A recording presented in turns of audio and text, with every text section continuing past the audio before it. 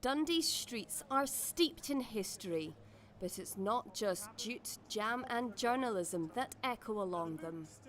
The city's links with the slave trade are now being highlighted. A new walking trail has been launched to help shed light on the city's dark side. I'm not surprised, but I'm really pleased that it's being discussed. I think it's something that we've kept in the background for far too long. Yeah, I didn't know much about it, so I know about the mills and things like that, but I didn't really know its connection with the slave trade. Unfortunately, it seemed like most of the world was kind of connected to that during that time. So I'm not surprised, but I'm interested that there was actually so much background anti-slavery campaigning. Local historians have researched the city's past to uncover the links. It's obviously a really unpleasant truth that Dundee made very large amounts of money out of the labour of enslaved people. I think this is one of these things that people in Dundee haven't really been aware of before. I think we tend to think, when we think about slavery, we think about English cities like Bristol and Liverpool, and it's only more recently that Scotland has really started to actually own up to this.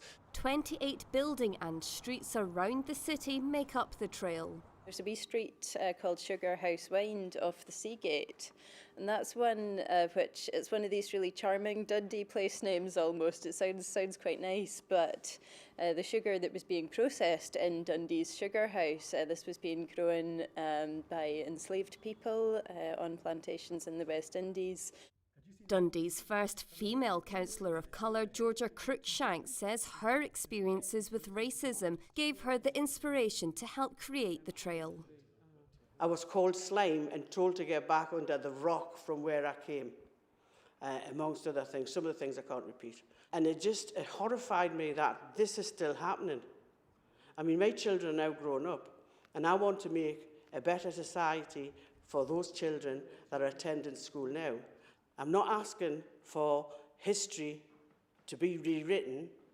I'm asking for history to be told as it happened.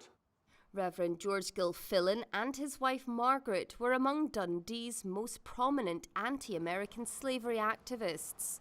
Their work is remembered at this church. And this was a kind of key text. It's hoped that the trail doesn't just highlight a dark part of Dundee's past, but starts conversations that will hopefully lead to a better future. Felicity Clifford, STV News.